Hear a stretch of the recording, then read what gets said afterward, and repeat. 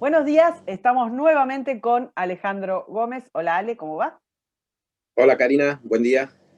Seguimos charlando sobre los primeros años de esta Argentina a la que llamamos Work in Progress, un país que se está construyendo, que están haciendo con este grupo de presidentes que ya tienen un territorio, que ya tienen una constitución, que ya tienen un país unificado. Habíamos hablado la semana pasada sobre Mitre y ahora tenemos dos presidentes muy especiales en lo que se refiere a la constitución cívica de la Argentina, la educación, los transportes, que son Sarmiento y Avellaneda. Largamos con Sarmiento, figura ultra controvertida, un señor que larga peleándose con todos, siempre, incesantemente, nunca para de pelear, nunca para de construir. Sí, bueno, Sarmiento sí es un polemista, ¿viste? Pensando, es un hombre hecho, es un autodidacta. Él tenía como como ese sentimiento, y que se entienda bien, ¿no? Al menos de comienzo de estar como un escalón más bajo de los otros que habían estudiado en la universidad. ¿Sí? Yo Entonces, tenía un profesor que decía la obsesión del autodidacta, y es así. El tal cual, autodidacta ¿viste? es un tipo, por definición, es un tipo obsesivo.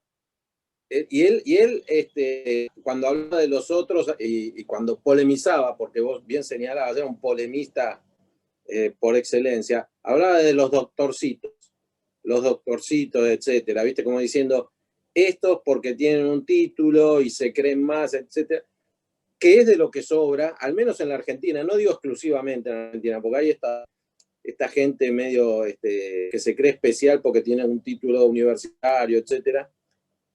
Y yo te digo, quizás si en el siglo XIX vos todavía podías creerte especial porque tenías un título universitario, ahora para el siglo XXI, cualquiera que más o menos no se pierda en el camino de la casa a la universidad se recibe, digamos. Si pones un ladrillo y vas a buscarlo 4 años después, tiene un título abajo. Sí, digamos, y después ahí, dentro de ese universo, hay de todo.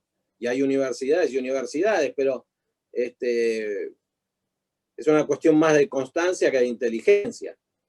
Eh, porque está abierto, digamos, y finalmente cuando vos comparás, y esto tiene que ver con algo que ahora en un rato vamos a hablar, cuando vos comparás lo que era un egresado del secundario de la década del 60 con un egresado del secundario de ahora, aquel parecía un universitario ya muy bien formado, porque había otro tipo de exigencia en la educación, en fin, cosas han cambiado, algunas para bien, otras para mal, no siempre el cambio es bueno ni siempre el cambio es malo, pero en el caso de Sarmiento, él tenía como esa situación personal de, primero, una búsqueda incansable del conocimiento, de avanzar, pero por otro lado la falta de medios, el lugar donde nació, en San Juan, está más alejado de Buenos Aires, sin la posibilidad de obtener becas para estudiar, etcétera. Bueno, él se fue haciendo a su forma, leyendo compulsivamente, de todo, aprendiendo idiomas por su cuenta, ¿no? Y, involucrándose en la política lentamente, cuando se tiene que exiliar, se va de San Juan a Chile, y estando en Chile, muy interesante, porque empieza a trabajar para el gobierno chileno, y el gobierno chileno en un determinado momento le encarga un trabajo de investigación sobre cómo era la educación y el servicio penitenciario en Europa y en Estados Unidos, ¿no? Entonces, ahí entre el año 1845 y 1848 él está viajando, y de hecho le escribe el libro Viajes. Básicamente lo que él hace es viajar por Europa, tomar nota de todo lo que va viendo, observando, y al final vuelve a Estados Unidos. Vuelve por Estados Unidos, se queda ahí un par de meses o semanas, pues ya no le quedaba dinero, inclusive él escribe ahí, me equivoqué completamente en la diagramación del viaje porque tendría que haber venido directamente a Estados Unidos, ¿no? pero lo interesante es que él primero conoce África, porque el viaje hace escala en África, después está dando vueltas por Europa, después está por Estados Unidos, no conoce Buenos Aires. Buenos Aires él va a llegar cuando se produce la batalla de Caseros, cuando está el levantamiento de Urquiza contra Rosas, y él se ofrece para venir al ejército grande, y ahí Urquiza, él pensaba que le iba a dar mando de tropa y tal, y Urquiza le dice, bueno, usted es el que va a hacer los boletines y los partes. Y ya ahí empezaron mal, ¿no? Porque Sarmiento se veía para mucho más. Entonces, cuando termina el tema este con Rosas, él ya está del lado de la gente de Buenos Aires y es diputado de Buenos Aires cuando Buenos Aires está separada. Luego va a ser gobernador de San Juan. Luego, cuando Mitre es presidente, y ahí llegamos al momento, en 1865 lo nombra embajador en Estados Unidos. Termina de tener esa visión bien pro-norteamericana, bien como era el federalismo y bien como es la revolución industrial. Cuando es elegido presidente, él está en Estados Unidos, viaja de regreso, todavía está la guerra de la Triple Alianza, tiene que terminar ese tema, en 1870 se termina, y de alguna manera su presidencia está asignada por los levantamientos de los caudillos federales. Sarmiento hay un tema, y cuando termina la guerra de la Triple Alianza, que se había hecho un acuerdo previo con Brasil de cómo se iba a repartir el territorio, etc. Brasil deja las tropas en Paraguay, pero Sarmiento las tiene que retirar para venir a hacer frente a los levantamientos en las provincias, ¿no? Claro. Y entonces empiezan las intervenciones federales. Como mencionamos la otra vez, Sarmiento es uno de los que más intervenciones federales promueve, junto con Hipólito Yrigoyen y Juan Domingo Perón. Tiene que lograr pacificar el país, algo que finalmente logra Roca. Entonces, Sarmiento recibe un empréstito grande en 1870, parte de ese empréstito se va a pagar gastos de guerra, de la guerra de la Triple Alianza, y otros empieza con obras públicas, muchas escuelas, ¿no? Acá hay un tema interesante con Sarmiento comparado con otros, ¿no? No solamente hablaba de educación e insistía con la educación, sino que además educó, promovió la educación, ¿no? Porque hay muchos políticos que hablan de educación, pero después no hacen absolutamente nada, ¿no? Tiene un modelo que importa de las famosas 60 y pico de maestras, pero también funda una cantidad de escuelas y mucho hincapié en la cosa técnica, en la cosa laboral. Me parece que eso es lo que vos nombrabas de cómo venía formado, ¿no? Cómo venía formateado con los modelos que había visto en el exterior. Él había visto la revolución industrial en Estados Unidos, cómo avanzaba, ¿no? Y una de las cuestiones que hay, uno de los libros que creo que compartí, que son textos de todos los políticos de esta época, esa colección Ariel fabulosa que arranca en 1800 y llega al presente, son 6 o 7 tomos, ahora están digitalizados, creo. Pero en uno de esos trabajos se muestra cómo él, o sea, la importancia de saber leer y escribir, entre otras cosas, él la veía porque dice, el avance económico tiene que ir va del lado también de la publicidad, ya empieza a ver la publicidad, y la publicidad en aquel momento era toda escrita.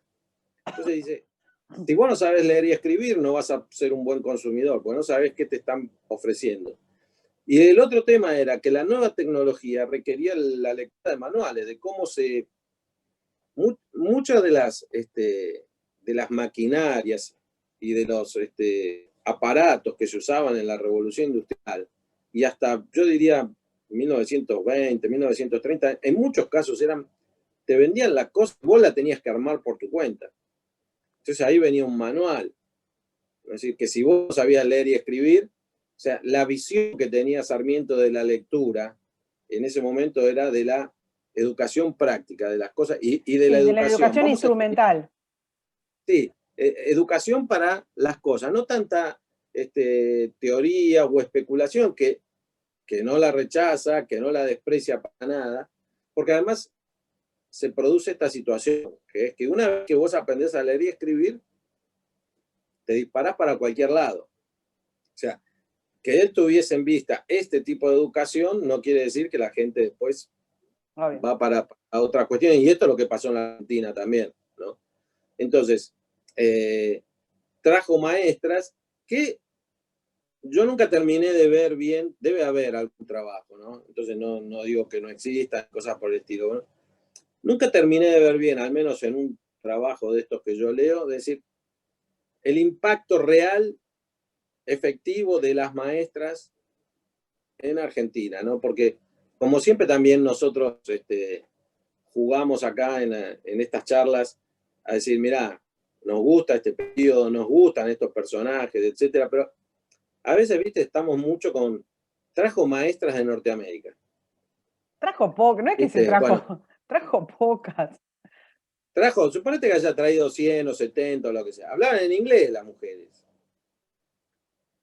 ¿Viste? Sí, Entonces algunas las fue ponían una en Entre idea, Ríos. quizás fue una idea más modélica, Claro, pero más también entonces hay propagandística que que, otra cosa, porque bueno, además, digamos, en ese país, con esas en ese dificultades de país, en ese comunicación, es como contexto, ¿viste?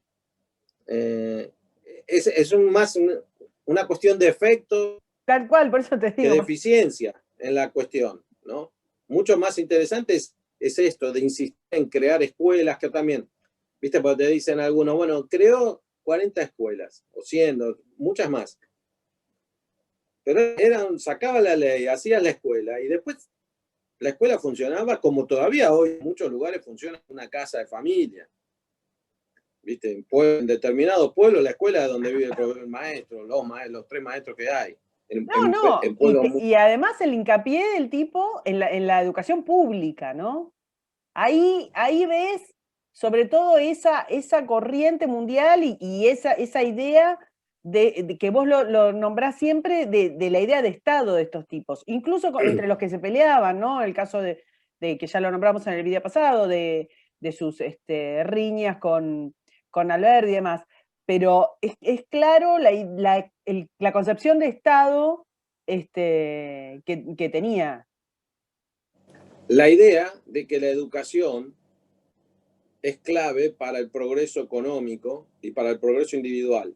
Esta idea de que la posibilidad de progresar de las personas es a través de la educación formal, ¿no? Porque Alberti lo que llamaba educación era aprender trabajando, la educación de las cosas, etcétera, ¿no? Entonces, bueno, ese es un punto central, además de haber profesionalizado el ejército, el servicio meteorológico, el observatorio, Observatorio, claro. Bibliotecas, bueno, esa era una cosa.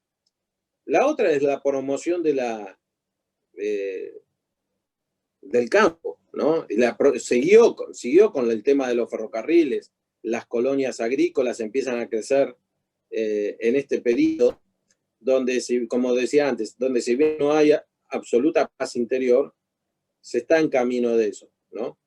Se crea el banco hipotecario totalmente distinto a lo que fue luego, y entonces a través de eso, digamos, la gente, los inversores compraban cédulas hipotecarias que daban un interés X más alto que ponerlo en otro lado, y entonces el que quería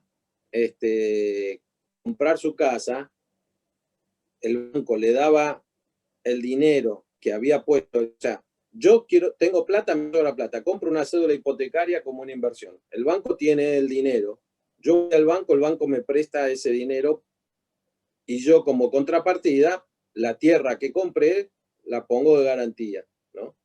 Entonces, el banco no me presta el dinero, el que me presta el dinero es el que compró la cédula hipotecaria, el banco es el intermediario. O sea, acá no hay un tema del banco emite dinero para prestarme, etc., ¿no? Bueno, eso generó un boom de compra de tierras cuando el campo estaba creciendo. Como ya hemos hablado en otras oportunidades, también la política se metía y había cierta corrupción con determinadas cuestiones. En 1873 estalla una crisis en Europa y esto lo golpea a la presidencia de Sarmiento, ¿no? Empiezan a a caer las exportaciones, caen los precios de los productos que exportábamos, y además se corta el circuito del crédito. Es decir, la Argentina crecía con crédito, que venía afuera, crecía. Entonces, muchas veces se tomaba crédito para pagar crédito y se seguía creciendo. A diferencia de hoy, que se toma crédito para pagar crédito, pero ese dinero, en lugar de usarse en inversiones Se productivas, toma crédito para pagar gastos. para pagar salarios, planes, etcétera, ¿no? O para robárselo directamente, hacer obras Bueno, que no claro. se hagan. Bueno, ahora, en ese caso, lo que pasaba en la Argentina era que de repente parte de ese crédito, de esos créditos fueron a pagar gastos, sí, de la guerra. Claro. Otros se usaban en inversiones como la educación. Todo eso necesita crédito. Ahora, o ferrocarriles, o infraestructura. Comunicaciones, claro. El telégrafo es uno de los que dio el gran empujón al telégrafo. Sarmiento se daba cuenta que eso era clave. ¿Qué pasa? Que estas inversiones son de mediana o lenta maduración. Esto lo explica siempre extraordinariamente bien el profesor Cortescón en gran parte de su obra. Entonces, vos estás pensando que la economía va creciendo, hay una crisis y vos tenés que pagar. Pero claro, tu inversión está puesta en 5 años y a vos te cae la crisis a los 2 años y medio. Entonces, ahí tenés un problema, ¿no? Es como yo siempre le explico a los alumnos, es decir, vos tomás un crédito para hacer la carrera universitaria. Y en el segundo año, el que prestó el dinero te dice que necesito que me lo pague porque tengo serios problemas. Y claro, vos no podés pagar, el tipo no te paga lo que faltaba, entonces vos te quedaste en mitad de año, en mitad de la carrera, el Sin la tipo no carrera y con cobra la deuda. y vos no terminás nunca. Claro. Entonces, esto agarra a Sarmiento en el último año de su presidencia, en 1873, y en 1874 vienen las elecciones, donde ahí va a haber un conflicto interesante. Una cosa más antes de ir a las elecciones, que es, y para cerrar un poco el tema de Sarmiento, le tocó un periodo también complejo, por eso hablamos de estos 3 presidentes fundadores, Mitre, Sarmiento, Avellaneda, donde si bien el país está yendo hacia un destino, hay problemas internos y problemas externos, ¿no? Problemas internos en la falta de consolidación del gobierno nacional. Las provincias siguen teniendo sus recelos, y sobre todo la provincia de Buenos Aires, como vamos a ver si tenemos tiempo hoy. La provincia de Buenos Aires también. Y del lado internacional tuvimos la guerra de Paraguay y esta crisis de 1873-1876, ¿no? Esa crisis es importante, no es muy conocida, pero es importante, ¿no? Y hay una cosa que tiene que ver con la mitología alrededor de Sarmiento como, como contrario a la cuestión popular, lo de civilización y barbarie, o barbarie, que se, digamos, se plasma mucho en en las luchas intestinas que le tocan durante su presidencia y en la caída de los caudillos. Ahora, para mí es paradójico porque casualmente si hay, yo creo que si, viste que hoy le ponen populista a cualquier cosa, todo lo que no les gusta populista, si tuvieran que analizar el gobierno de Sarmiento sería un gobierno populista, o sea, pocas veces un presidente tuvo tanto contacto con lo que se llama, lo que no era la élite, y pocas veces un presidente le preocupó tanto el tema. Sí, bueno, mira, me hiciste acordar de algo que es importante o interesante ver. Y Sarmiento siempre es una figura que, digamos, a mí me gustaría conocer mucho más de lo poco que conozco, ¿no? Si de repente te vas a buscar sus obras completas, son más de 50 tomos, están online, el que quiere las puede leer. Y entonces, y es muy fácil encontrar a Sarmiento diciendo A y diciendo Z, diciendo blanco y diciendo negro según el momento, ¿no?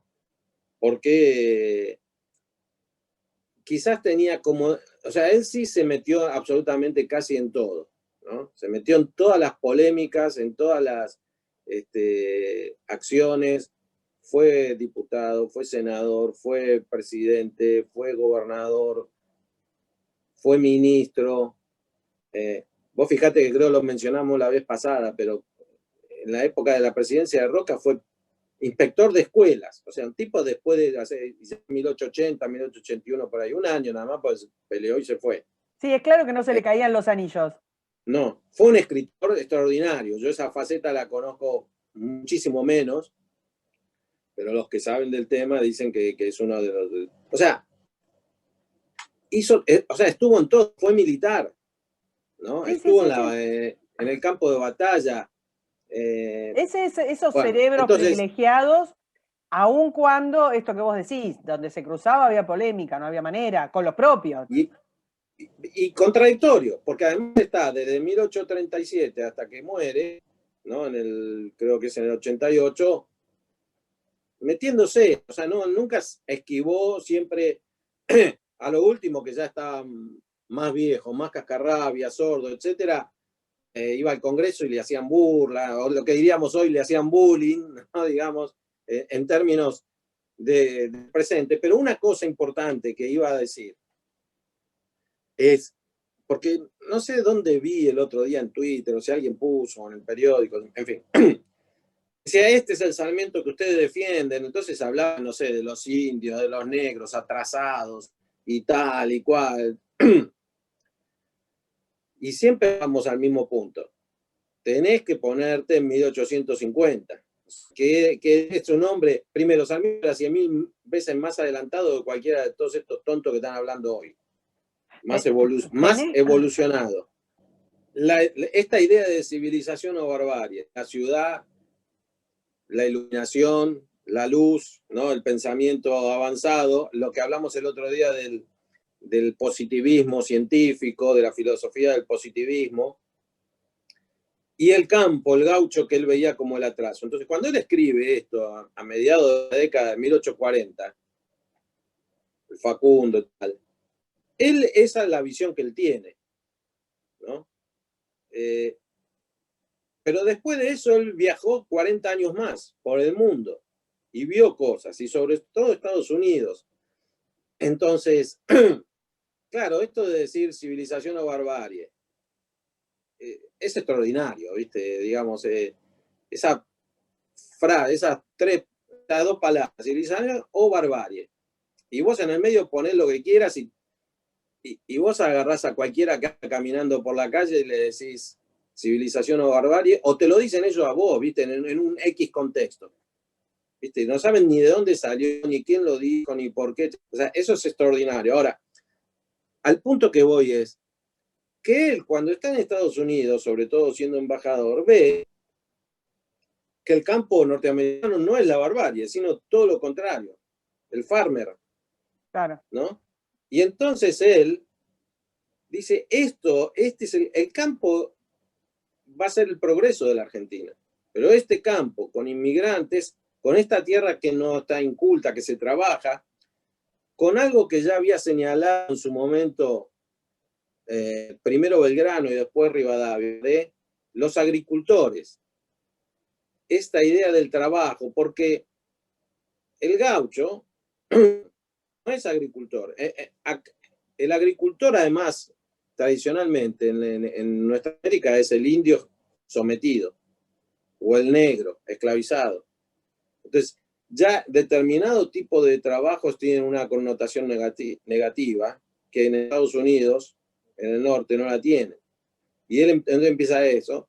Y vos fíjate que en esta época también es que se empiezan a crear las colonias agrícolas, ¿sí? Ahí hay un libro que no me acuerdo si te lo mandé, pero que se llama La Pampa Gringa, de Ezequiel Gallo. Sí, sí, lo tenemos. Que es el trabajo más extraordinario sobre este tema, el trabajo, como se dice, seminal, ¿no? Que decir, que a partir de ese trabajo vinieron muchos otros buenos trabajos, pero el que abrió el camino para todos es ese, ¿no? Donde analiza cómo es todo el proceso de la colonización agrícola, específicamente en Santa Fe, pero también en Córdoba, Entre Ríos, etc. Y en Buenos Aires hay, ¿no? Hay un discurso ahí de Chivilcoy, de Sarmiento, cuando se habla de Chivilcoy como algo que a él le hace pensar Estados Unidos, etc. Entonces, ese es un punto que por lo general se dice que Sarmiento era anticampo y nada que ver. No, no, no, es que de ninguna Es un manera. momento en la historia donde él ve, y además, cuando vos ves la ciudad, la ilustración, los cambios, las mejoras que hay, es lógico, él compara con el campo que ve en el interior, ¿no? Pero es que ni siquiera es con el campo, bueno, o desde mi punto de vista, pero tiene que ver con la forma de vida del gaucho, que él lo ve poco aplicado a el trabajo, el esfuerzo que representa el campo, poco aplicado a las innovaciones tecnológicas que tenían que ver con el campo. No es contra el campo, él ve el gaucho como, el gaucho ese estilo de vida que él describe muy bien, y lo ve como una cosa retardataria para su proyecto o su idea de desarrollo. Pero en ese contexto lo ve, porque Claro. después, o sea, él ve, dice, bueno, está bien, siendo que este contexto, no sé, 1820, 1830, 1840, ¿qué otra cosa va a hacer? O sea, el gaucho no es tonto. Digamos, ¿qué incentivo tiene para hacer otra cosa? Ninguno, Exacto, exacto. ¿no? Entonces, no, o sea, es el gaucho como resultado de un determinado contexto que la Argentina va a cambiar, ¿no? Y una cosa más, antes de pasar a Avellaneda brevemente, ¿quién era el que se encargaba de todas las cuestiones de educación durante la presidencia de Sarmiento? Era Avellaneda. No existía el Ministro Ministerio de Educación. de Justicia era. Claro. Entonces, todas las cuestiones asociadas con la educación eran trabajadas por Avellaneda. Y entonces, en 1874, en plena crisis económica, hay elecciones, ¿sí? Y en estas elecciones se presentan tres candidatos, ¿no? Esto es importante, yo lo voy a decir rápidamente, es muy complejo, pero lo voy a decir rápidamente porque es importante para lo que sigue, que es, uno es Bartolomé Mitre, que quería ser presidente. Se presentaba por el Partido Nacionalista, ¿no? Sí, Sin sí. ninguna connotación de lo que luego va a ser el nacionalismo. Partido Nacionalista se presentaba Alsina. Para el que quiera entender la idea del nacionalismo y el autonomismo, que vaya 2 videos para atrás, porque lo hablamos, y no tiene nada que ver con el Claro, nacionalismo que surge a principios del siglo del XX. siglo Claro. siguiente.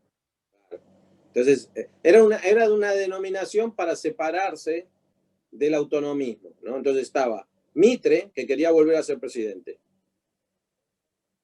Alsina, del Partido Autonomista de Buenos Aires, y Avellaneda, del Partido Nacional, del partido oficial, en este caso, Sarmiento, ¿sí? Como era un sistema electoral por colegio electoral, ¿no? Había que sacar la mitad más uno de los electores. Bueno, ninguno de los tres electores tenía esa mayoría requerida. Mitre se proclama, dice, yo soy presidente. Mire, mientras te iba diciendo esto, se produce algo parecido a lo que hemos vivido hace un par de semanas en Estados Unidos.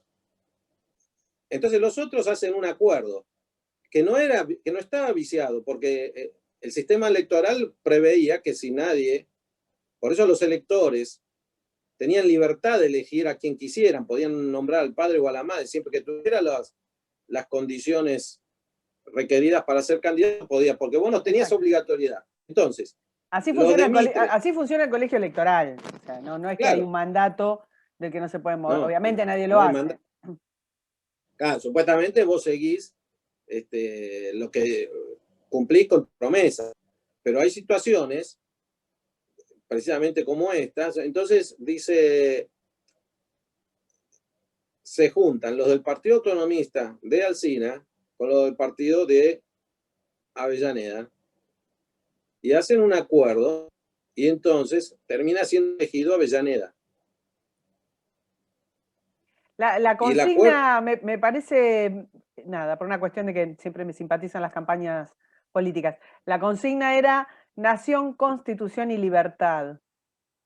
No es que me apego, los políticos suelen tener eslogans así cortos y efectivos, pero lo interesante es que para ese momento era importante que un presidente nombre la libertad y la constitución para hacer campaña política. Suele ser sí, bueno, como después fue pase de administración para Roca. Suele ser interesante porque aquello que el político elige como su presentación tiene que ver con los valores que subyacen y que son importantes para los electores.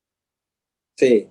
Siempre igual teniendo en cuenta, ¿no?, que ahí con suerte el 10% de la gente iba, de los que podían votar iban a Sí, votar. eso es ya, claro. O sea, es otro mundo. Pero el tema es que Mitre desconoce eso. Dice, no, yo gané, a mí me hicieron fraude en Buenos Aires. Y se levanta en armas. Entonces ahí hay un par de batallas. Una es la verde y la otra no me acuerdo el nombre. En 1874, él no reconoce. Dice, no, el que ganó fui yo y va a las armas. Y obviamente es derrotado y termina siendo, y va a estar preso 3 años, ¿no? Entonces, se consolida el triunfo, no, se confirma el triunfo de Avellaneda por, por el Partido Nacional, y entonces Alsina va a ser nombrado ministro de guerra. Parte del acuerdo es que Alsina, cuando lleguen las elecciones de 1880, él iba a ser el candidato de esta alianza. Sí, sí, la sucesión. La sucesión iba a ser así, ¿no? Es decir, bueno, iba a ser el candidato, porque después había que ganar. Bueno, entonces, Mitre preso, Avellaneda llega a la presidencia, uno de los presidentes más jóvenes, había pasado recién, creo que tenía 35 años por ahí. Avellaneda en plena crisis económica, debilitado también, porque ya no arrancas bien. Entonces, que es un presidente del que no se habla mucho, continúa básicamente la obra, tanto de Sarmiento como de Mitre, y la que luego van a seguir, la Constitución. Y hay 2 o 3 hechos importantes, claves en esta presidencia. Uno es salir de la crisis. No me voy a meter en la crisis, pero él es el que hace el 1 de mayo de 1876, cuando va a abrir las sesiones del Congreso, cuando se juntan las dos cámaras y el presidente habla, él hace ese famoso discurso donde dice, nosotros, entre otras cosas, ¿no? Pero lo que sí es famoso de ese discurso, los argentinos, nosotros vamos a honrar la deuda, aunque sea a costa del hambre y la sed de los argentinos, ¿no? Y lo que está diciendo ahí es, si nosotros no pagamos, nunca más nos van a prestar. Porque, primero, nosotros pedimos este dinero. Y segundo, si nosotros no hacemos frente a esto, no nos Se acaba el estamos, crédito. estamos perjudicando a los próximos argentinos. O sea, para beneficiar a los de hoy, estamos perjudicando a los próximos argentinos, que es lo que vive la Argentina Lo que permanentemente en los no se últimos. dejó de hacer desde la segunda mitad del siglo pasado.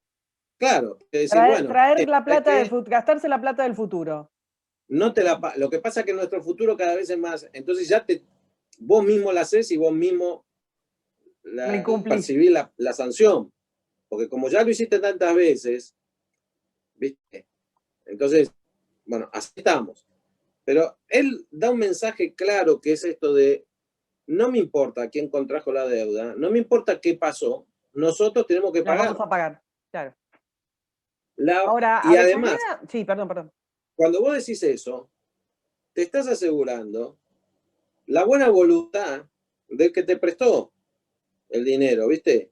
No es, o sea, tampoco era que acá hubo hambre, etcétera, digamos. Hubo un problema interesante que se me pasó, pero en la presidencia de Sarmiento, otra de las cosas que pasó allá por 1870 o 71, no me acuerdo bien, fue la epidemia de fiebre amarilla que pasó en Buenos Aires, ¿no?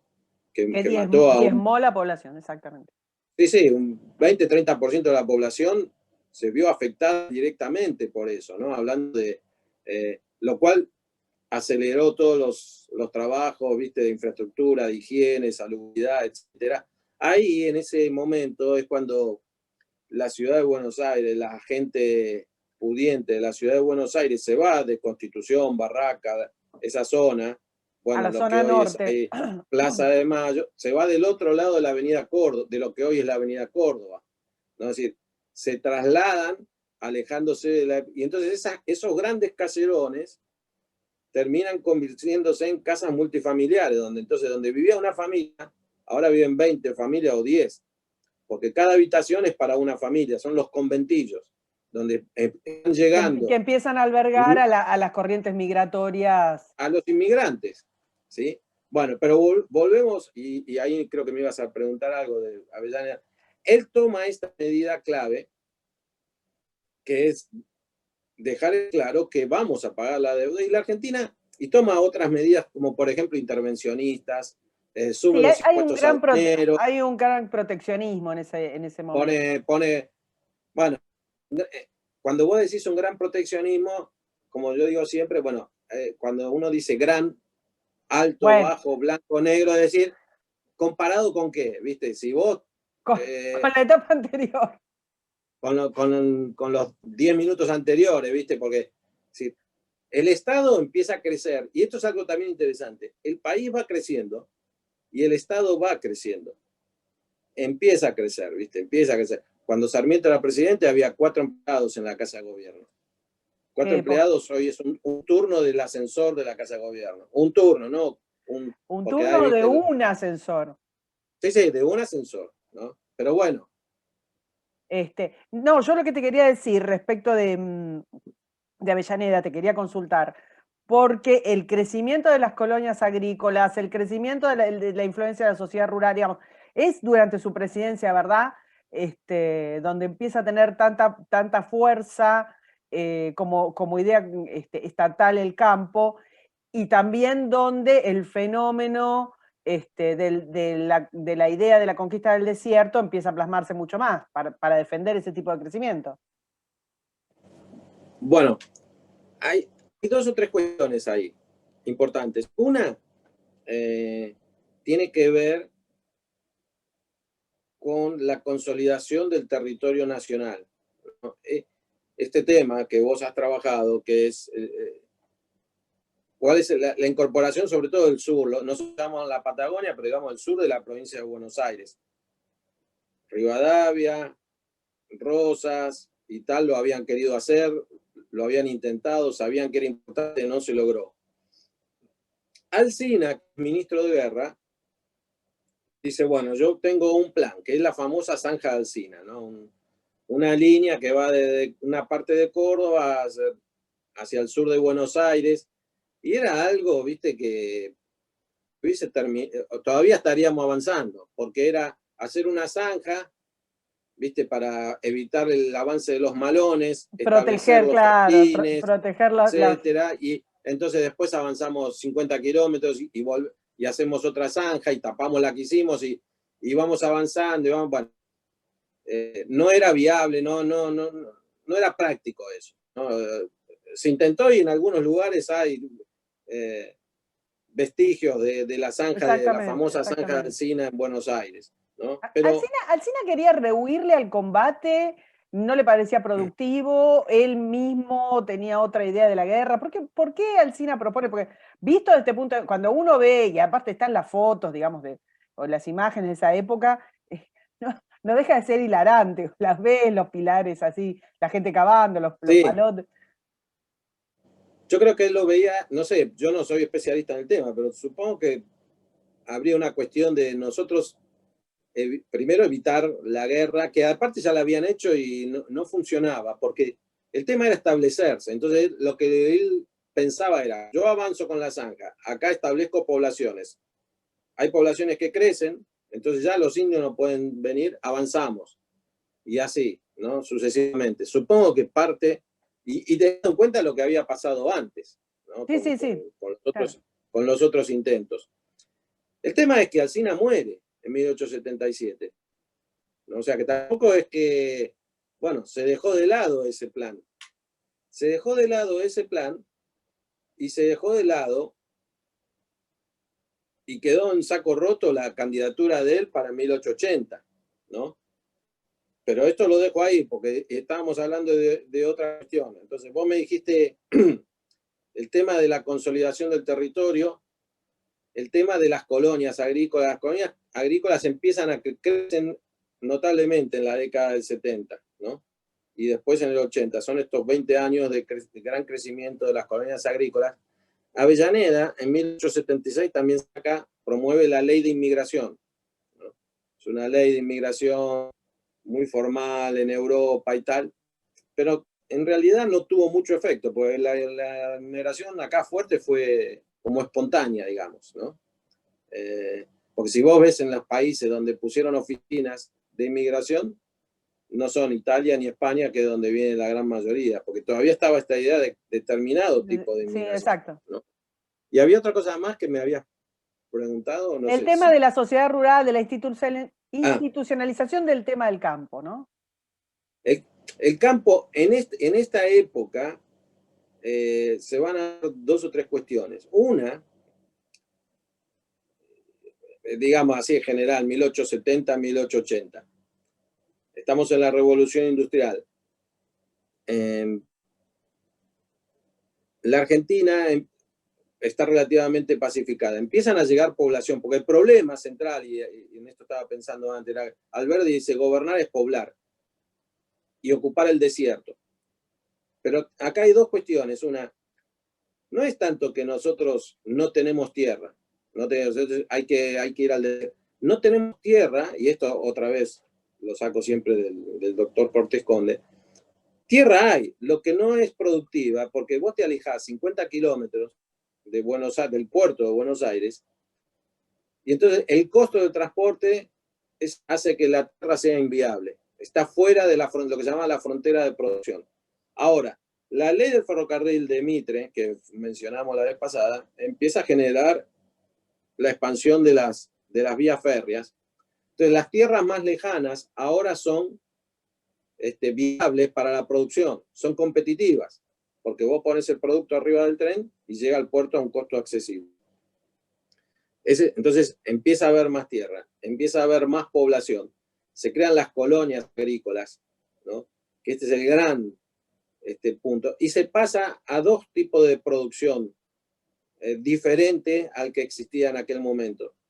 Nosotros vimos que originalmente el campo argentino lo único que producía era cuero, de la época de la colonia, de 1780 en adelante. La riqueza de Rosas que proviene de ahí. La riqueza de la exportación era el cuero. Después, hacia 1810, dicen, podemos aprovechar la carne salada, para el mercado esclavista principalmente, los saladeros, ahí está Rosas y compañía. En 1830, la lana. Empiezan a traer ovejas y se empiezan a crear para exportar lana. Y entonces hasta 1860, 70, la mayor fuente de ingreso del campo es la exportación de lana para la industria textil de la revolución industrial. Ahora, mientras nosotros avanzamos de 1830 sobre todo en adelante, el mercado esclavista en el mundo va disminuyendo. O sea, la carne salada va perdiendo importancia, pero la revolución industrial te va a dar una mano con los frigoríficos. Y entonces empezamos a producir carne para exportar. Pequeñas cantidades de carne congelada primero, después de carne enfriada. Hacia 1900 ya estamos exportando extraordinarias cantidades. Ahí el campo tiene que hacer todas unas reconversiones muy importantes. Porque, ¿qué pasa? Los animales que ocupaban las mejores tierras eran las ovejas. Cuando yo pregunto siempre, ¿en qué lugar de la Argentina están las ovejas? ¿Viste? La gente así instintivamente, toda te dice las Patagonias, ¿no? Pero esa es una reconversión que hace el campo. Las ovejas están en Buenos Aires, tienen que estar cerca del puerto. Si están lejos, el costo del transporte Sí, sí. hace Tiene que que el precio cambiar de el la lana modelo de sea. negocio. Entonces, para esto, viste, personas que se hacen los graciosos ocupando cargos importantes, dice el campo vos tirás y crece el yuyo, viste, el campo, viste, no hace, o el tipo, o la gente del campo no hace Que no nada. tiene, claro, que no tiene trabajo intensivo, No, no, que la ocupa poca riqueza es, gente. la riqueza es porque son los dueños de la tierra. Entonces, ya siendo el dueño de la tierra, vos sos rico, ¿no? Exacto. Tirás una Una vaca y vez, se reproduce bueno, sola, y después que ayer el señor Grabois dice, bueno, hay que ver cómo Alperina gana tantos, cómo su empresa vale tantos cientos de millones de dólares o miles de millones de dólares. Bueno, trabajando, siendo innovador, el campo en la Argentina, en estos 100 años, de 1800 a 1900, va cambiando, se va adaptando, ¿no? Y de hecho, alguien que ellos tanto admiran, que es Rosas, fue un renovador, un innovador en el campo porque desarrolló el saladero extraordinariamente y de manera muy eficiente. Después tuvo otras cuestiones políticas que, bueno, podemos estar más o menos de acuerdo. Entonces, en estos años, 1870, la carne lentamente empieza ahí y ahí es Charles Tellier, uno que viene acá a la Argentina porque el gobierno dice, bueno, a ver cómo logramos enviar carne congelada y que llegue en buen estado. Primero todo experimento y tal. Pero el otro gran cambio que se da es aprovechar las tierras cercanas para sembrar granos, porque hasta 1875, por ahí, la Argentina importaba harina y tal, y cosas, porque no se producía, porque no había gente para trabajar la tierra ni se sabía. Entonces, un gran adelanto fue introducir este sistema de colonias agrícolas, que básicamente lo que hacía era, doy el ejemplo más exitoso y más difundido, pero no el único. Otra vez hay que ir a ver el libro del doctor Gallo y ahí está todo detallado. Pero el gobierno vendía tierra, que lo que sobraba del gobierno eran tierras, a todos los gobiernos, provinciales y nacionales, tierra pública. La tierra vale, suponete, la tierra vale 100, se la vendía a un colonizador a 50. Le decía, te la vendo a 50 si haces una colonia agrícola. Vas a Europa, traes a los colonos, dividís la tierra, la parcelás, le das las herramientas, le das para que arranquen ellos, siembran, cosechan, y lo que sacan es la mitad para el campesino y la mitad para vos. Y ahí está la ganancia. Cuanto más, y corren riesgo los dos. Si hay una mala cosecha, los dos pierden. Si hay buena cosecha, los dos ganan. Y eso hizo, cuando uno mira los números, el aumento del área sembrada, de las toneladas exportadas, etcétera, va de la mano. Aumenta extraordinariamente la cantidad de inmigrantes, la cantidad de hectáreas sembradas, la cantidad de vías de ferrocarril, los ingresos, ¿no? En todo ese momento se está dando esto.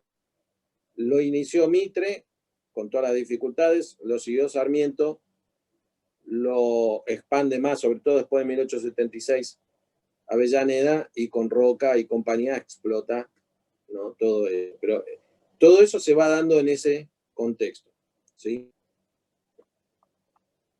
Te quería, bueno, vamos cerrando acá con los que bien denominaste los presidentes fundadores, porque es bueno tener esa concatenación de gestiones especiales, particulares. Es cierto que de la de Avellaneda se habla muy poquitito, casi nos enseñan las escuelas, que la parte de Sarmiento es la parte, lo que más enseña es el tema educativo y bueno, después sus controversias, pero que hablamos y esta seguidilla de presidentes que hiciste, lo que me parece fundamental y quizás después, bueno, después sí con Roca, pero lo que tiene que ver con el siglo pasado, nunca más hubo esa idea de ese proyecto común que los presidentes que iban llegando no deshacían lo que había hecho el otro. Quizás eso fue la base de lo que permitió que un presidente como Roca hiciera, un presidente como Roca y lo que vino después, digamos, ese periodo argentino en el que fuimos los más ricos o uno de los más ricos, más desarrollados, más interesantes para hacer negocios, más interesantes para invertir y más interesantes para inmigrar. Así que nada, cerramos con estos dos presidentes. Yo te agradezco mucho, Ale, fue súper, súper interesante hablar de estos aspectos y de estos personajes en estas épocas, en aspectos que no son tan conocidos o que no son tan interesantes para que cuando se difunden los manuales de las escuelas, el periodo tan brillante de la constitución de este work in progress que es Argentina. Muchas gracias por todo. Gracias, nos vemos la próxima. Dale, un Bye. beso grande.